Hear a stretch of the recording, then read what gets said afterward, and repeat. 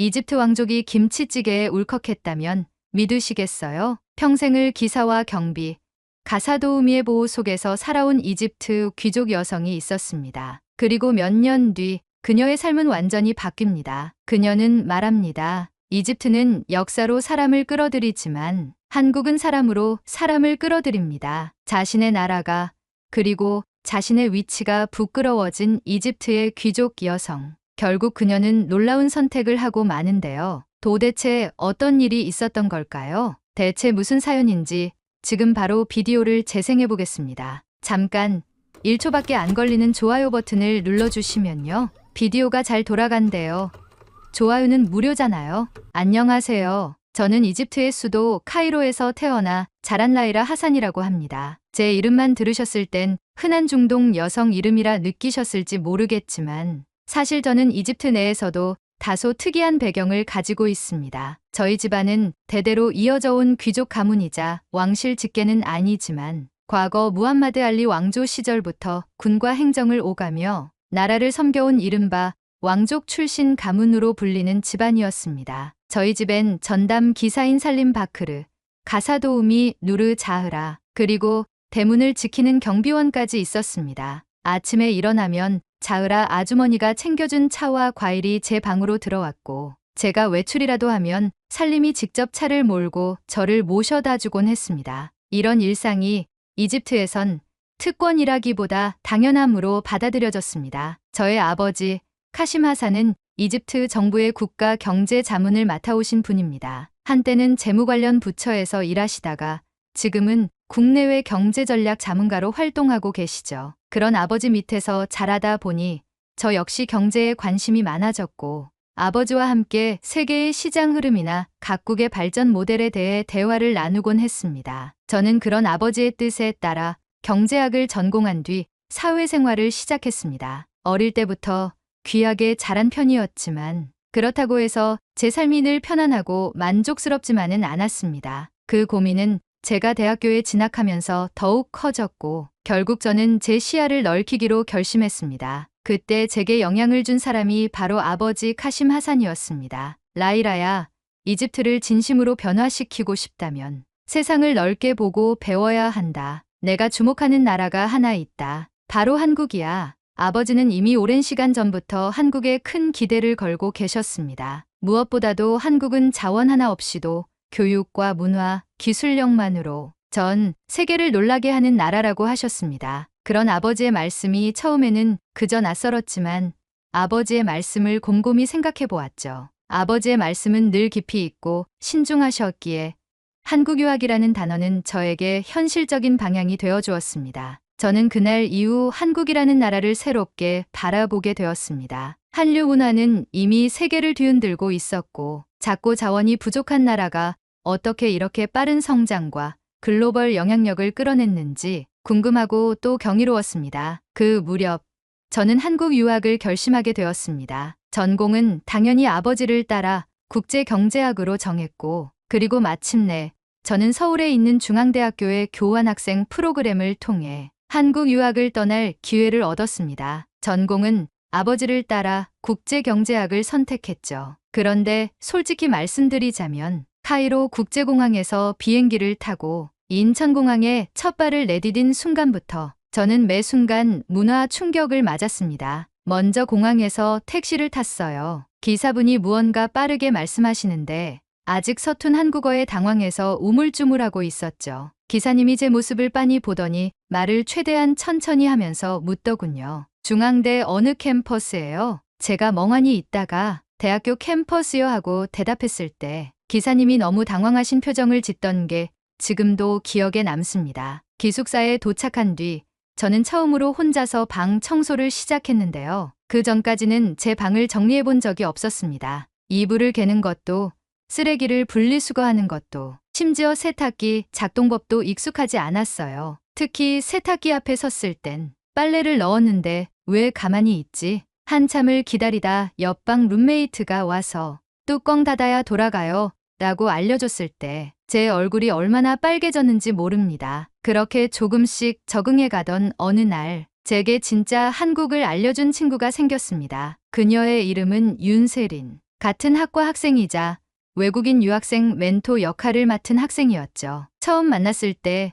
세리는 천천히 한국어로 말하며 제 눈치를 살폈고 제가 고개를 갸웃거리자 바로 영어로 바꿔서 편하게 말해도 돼요. 제가 도와드릴게요. 라고 말해줬습니다. 그 말에 갑자기 마음이 확 놓였어요. 그리고 그날부터 우리는 거의 매일 함께 다녔습니다. 가장 기억에 남는 장면이 있어요. 세린이랑 처음으로 분식집에 갔던 날, 떡볶이를 한 입 먹고 저는 진심으로 눈물이 핑 돌았습니다. 너무 매워서요. 진짜 이건 고문에 가까웠습니다. 물을 연거푸 마시며 헉헉대고 있으니 세린이 웃으며 이건 워밍업이야. 김치찌개는 훨씬 부드러워. 우리 엄마표 김치찌개는 세상에서 제일 맛있어. 다음에 꼭 초대할게. 그 말을 들으며 저는 처음으로 누군가의 집에 초대된 외국인이라는 기분이 들었고 그 말만으로도 가슴이 이상하게 따뜻해졌습니다. 한국에서의 유학 생활은 저를 성장시킨 시간이자 제가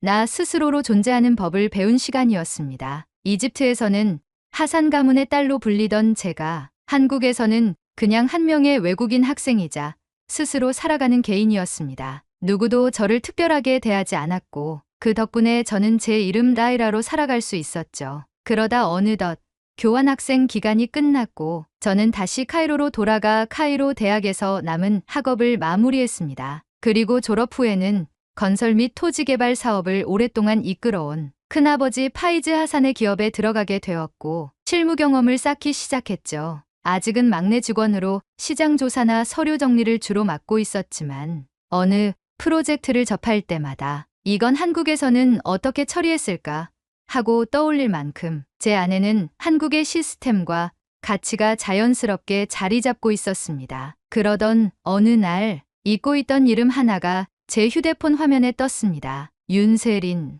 라이라. 드디어 나 이집트 여행 가. 혹시 시간 되면 꼭꼭꼭꼭꼭꼭 만나자. 순간 가슴이 두근거렸습니다. 저는 곧바로 대답했어요. 내가 널 환영할 차례야. 이번엔 내가 제대로 대접할게. 그날 저녁 저는 기사 살림에게 세린을 위한 픽업 일정을 짜달라고 부탁했고 자으라 아주머니에겐 게스트룸 정리와 환영 점심 준비를 요청했습니다. 그리고 며칠 뒤 전 직접 차를 타고 카이로 국제공항으로 향했습니다. 이제 제게 가장 소중한 한국 친구 윤세린을 이집트 땅에서 다시 만날 순간이었죠. 카이로 국제공항의 하늘은 유난히 맑았습니다. 마치 오랜 인연을 최고의 날씨로 맞이하기 위한 하늘의 선물 같았죠. 입국 게이트 저편에서 오랜만에 다시 보는 얼굴이 천천히 다가왔습니다. 몇 년 전 제가 한국에서 혼자였을 때 미소로 제 손을 잡아주던 그 친구 윤세린. 저는 그런 세린을 바라보며 한글로 적힌 피켓을 들고 소리쳤습니다. 세린, 이집트에 온 걸 환영해. 세린은 마스크를 내리며 라이라, 진짜다 진짜 너다 하고 소리치더니 제 품에 안겼습니다. 세린은 제가 들고 있는 피켓을 쳐다보며 웃었고 글씨가 삐딱하다고 놀렸습니다. 가볍게 툭 치는 어깨와 진한 포옹, 서로 손뼉을 치며 웃음꽃을 피우던 그때 그 순간 저는 한국의 공기가 제게 건너온 것 같은 착각이 들었어요. 익숙한 온기, 잊을 수 없는 말투, 그리고 저를 아무 조건 없이 그냥 라이라로 불러주던 사람. 공항 앞에 대기하고 있던 기사 살림 바크르가 세린의 캐리어를 받아들었고 고지어 대형 세단 뒷좌석 문을 열어주었습니다. 세린은 순간 멈칫하더니 저를 바라봤습니다. 혹시 이 차 내 거야? 아니, 집 차야. 그냥 탈 수 있는 사람이 나뿐이긴 해. 세린이 입을 반쯤 벌리고 어정쩡하게 웃었습니다. 오, 오케이. 기분이 영화 속 한 장면 같은데 도착한 저희 집 앞에서는 또 한 번 눈이 커졌습니다. 대문 앞에 선 경비원, 중간 정원을 가로지르는 분수와 조경, 그리고 돌담을 따라 놓인 촛대형 가로등들. 세린은 다시 저를 흘끗 쳐다보며 라이라, 너 사실 뭐지? 공주야? 하고 속삭였고 저는 피식 웃으며 그냥 좋은 가문에서 태어났어. 그래도 너와 별반 다를 것 없는 사람이야. 거리감 두지 마잉. 하고 대답했습니다. 현관에 도착했을 때 가사도우미 누르 자흐라가 밝은 얼굴로 인사를 건넸고 세린의 캐리어를 받아 손수 게스트룸으로 옮겨주었습니다. 그 모든 장면이 세린에게는 익숙지 않은 문화였겠지만 다행히 그녀는 웃으며 받아들였습니다. 점심 식사 자리에서 이집트 전통 양고기 스튜와 신선한 과일들이 차려졌고 세린은 두 손을 가지런히 모은 채 이건 뭐 하나 작품 같아. 나 지금 진짜 환대받고 있어. 하고 감탄했습니다. 식사를 마친 후 저는 물었습니다. 어디 제일 가고 싶어? 내가 다 데려가 줄게. 세린은 조금 고민하더니 이집트까지 왔는데 피라미드는 꼭 봐야지. 근데 있잖아, 라이라. 하고 말을 낮췄습니다. 혹시 기사님이 계속 같이 다니는 걸까? 부담스러워서 그런데 그냥 우리 둘이 여행하면 안 돼? 그 말에 저는 잠시 멈칫했습니다. 태어나서 어디를 혼자 간 적이 없었거든요. 어린 시절부터 어디를 가도 항상 기사나 경호원이 동행했기에 단둘이 다닌다는 것이 낯설었습니다. 하지만 그녀가 조심스럽게 묻는 눈빛을 보고 저는 이내 고개를 끄덕였습니다. 좋아, 단둘이 가자. 그게 뭐가 대수라고. 가보자고. 다음날 아침 저희는 정말로 저 혼자 운전하는 차를 타고 기자 피라미드로 향했습니다. 세린은 신기한 듯 창밖을 내다보며 우와, 낙타도 있어. 진짜 있네? 라며 흥분을 감추지 못했습니다. 하지만 그 흥분은 곧 당혹감으로 바뀌기 시작했습니다. 피라미드 입구에 도착하자 한 남성이 저희 차량에 다가오며 주차 요금을 요구했습니다. 그런데 금액이 이상했습니다. 정식 주차장이 아닌 골목에 잠깐 세운 것뿐인데 한국 돈으로 환산하면 거의 2만 원이 넘는 금액을 불렀습니다. 왜 이렇게 비싸죠? 제가 조심스럽게 묻자 그는 무뚝뚝하게 여기 규칙이야. 싫으면 딴 데 가. 라고 말하고 자리를 떠났습니다. 그 순간 저는 얼굴이 화끈거렸습니다. 세린이 곁에 있었기 때문이었어요. 이런 장면을 보여주고 싶지 않았는데 피라미드 입장권은 정찰제라 다행히 문제가 없었지만 안에 들어가자 또 다른 문제가 기다리고 있었습니다. 사진 촬영 비용, 가이드 팁, 현장 체험용 도구 이용료 등이 공식 안내문과는 전혀 다른 방식으로 책정되어 있었고 한마디로 관광객 대상 바가지가 만연한 상태였습니다. 심지어 낙타 체험을 잠시 하려 했을 때 처음 안내받은 금액은 내릴 때가 되자 3배로 뛰어 있었습니다. 세린이 의아해하며 이거 우리 잘못 들은 거 아니지? 하고 물을 때 저는 나도 당혹스럽네?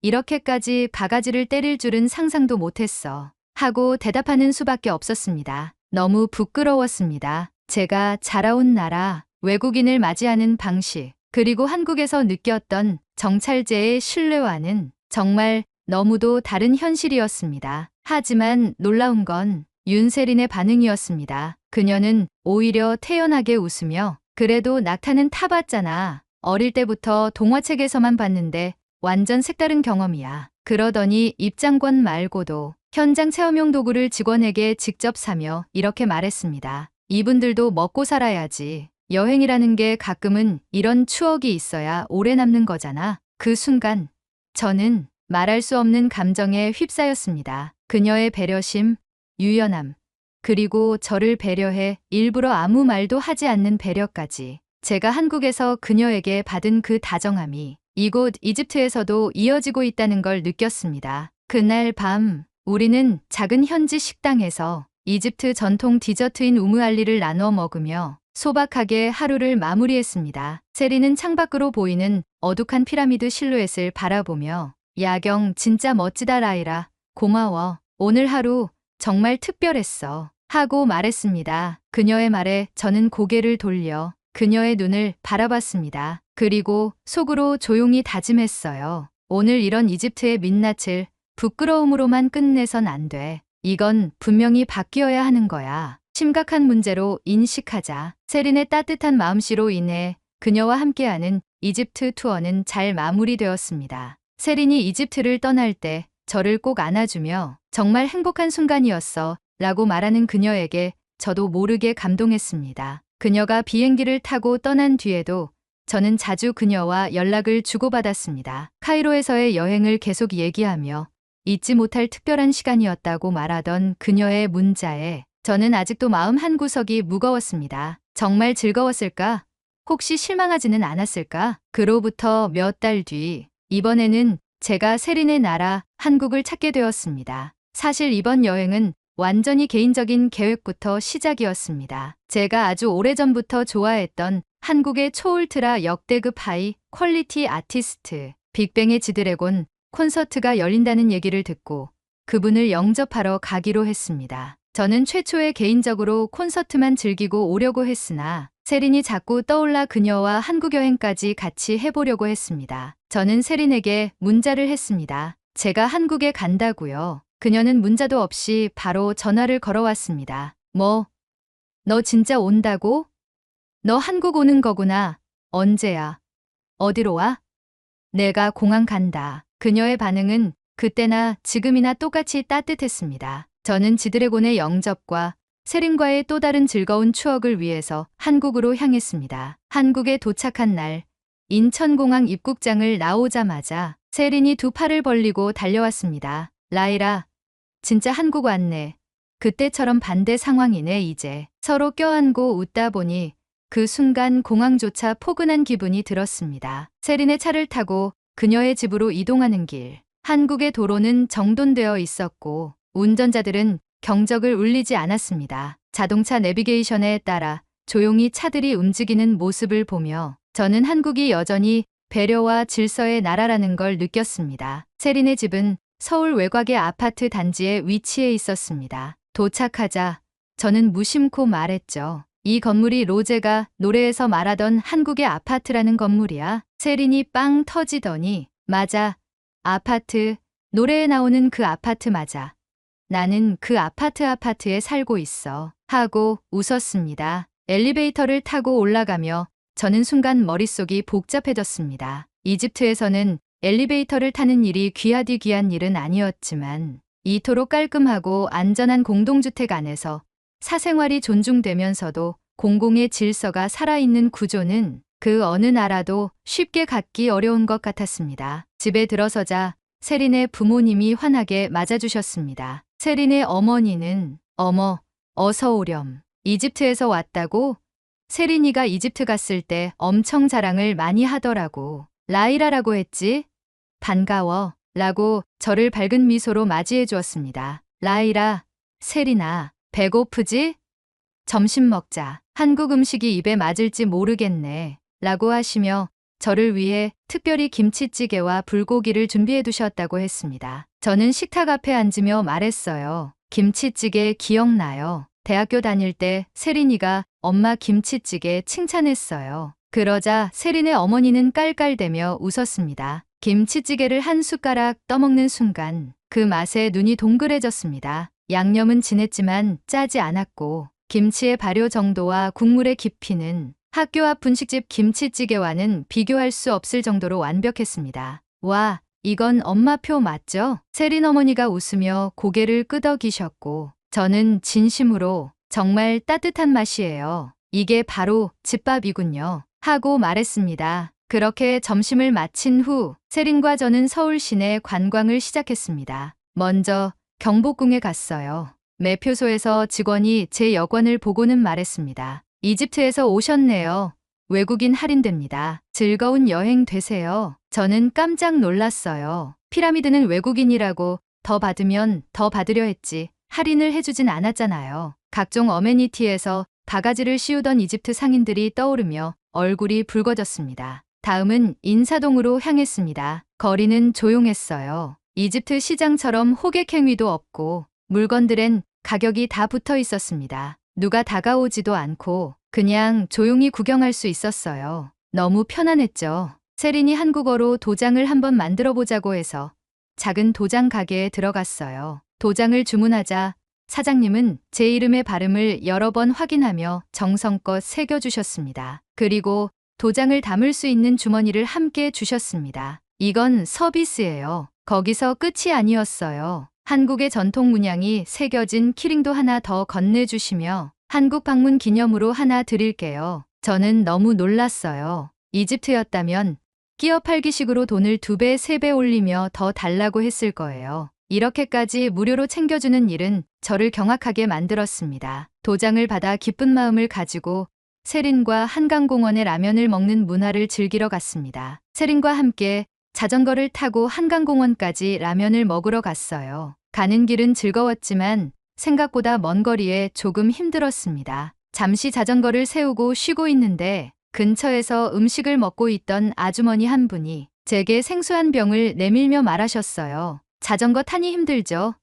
목마르실 것 같은데 이거 마셔요. 그 순간 목보다 가슴이 더 뜨거워졌습니다. 작은 생수 한 병 안에 담긴 배려가 제겐 너무 크게 느껴졌거든요. 해가 지는 한강 노을을 바라보며 라면을 먹었습니다. 오랫동안 아무 말 없이 지는 해를 바라보다 서로의 인생샷을 남겼어요. 세린의 집으로 돌아가는 길, 지하철 안에서 저는 조용히 창밖을 바라보다가 문득 세린을 바라보며 말했어요. 세린, 나 오늘 계속 부끄러웠어. 세린은 눈을 깜빡이며 물었습니다.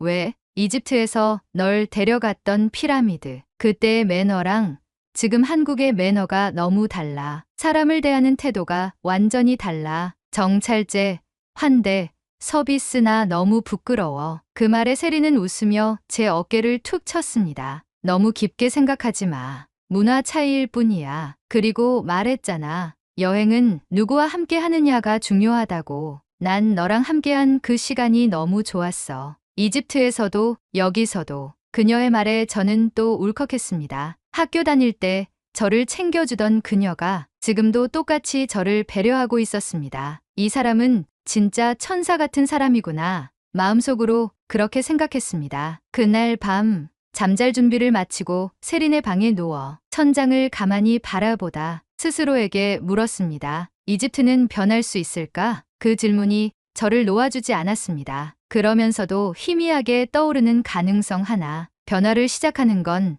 행동하는 것뿐이다. 한국에서 돌아온 날 카이로 공항의 공기는 어쩐지 무거워 보였습니다. 한강의 선선한 바람, 인사동 골목의 조용한 정취, 도장가게 사장님의 웃는 얼굴이 자꾸 떠올랐습니다. 무엇보다도 한강공원에서 생수 한 병을 내밀어준 그 아주머니의 따뜻한 눈빛이 제 머릿속에서 떠나지 않았습니다. 집에 돌아오자마자 기사 살림 바크르가 차 문을 열어주었고 가사도우미 누르 자흐라 아주머니는 편안히 다녀오셨나요?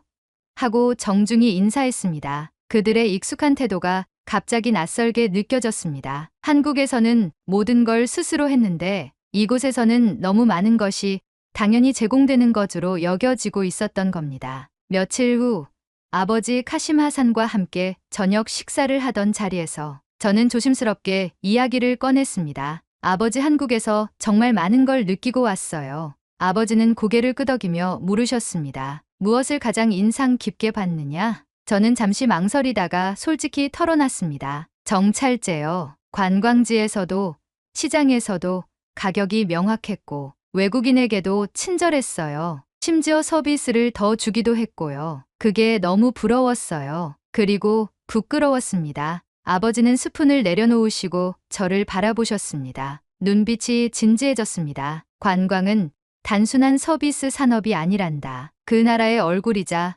국민의 품격이지. 너의 말이 맞아. 이집트는 지금 관광에서 너무 많은 것을 놓치고 있어. 그 말씀을 듣는 순간 그동안 느꼈던 답답함이 조금씩 풀려나갔습니다. 아버지는 잠시 생각에 잠기시더니 조용히 말씀하셨습니다. 변화를 시작하려면 우선 작은 움직임이 필요해. 이건 단순히 정책이 아니라 문화의 문제니까. 그날 밤 저는 그 말을 오래 곱씹었습니다. 그리고 며칠 후 생각지도 못한 사람이 저를 찾았습니다. 큰아버지 파이즈 하산이셨습니다. 라이라, 한국에서 잘 다녀왔다며? 네, 큰아버지. 많은 걸 보고 느꼈어요. 그는 의자를 당겨 앉으며 말을 이었습니다. 내가 아는 사람 중에 관광 리조트 사업을 하는 이가 있는데 지금 새로운 프로젝트를 기획 중이야. 그런데 외국인 관광객 응대 체계나 서비스 운영 방식에 조언이 필요하대. 나는 내가 적임자라고 생각한다. 저는 잠시 숨을 멈췄습니다. 이건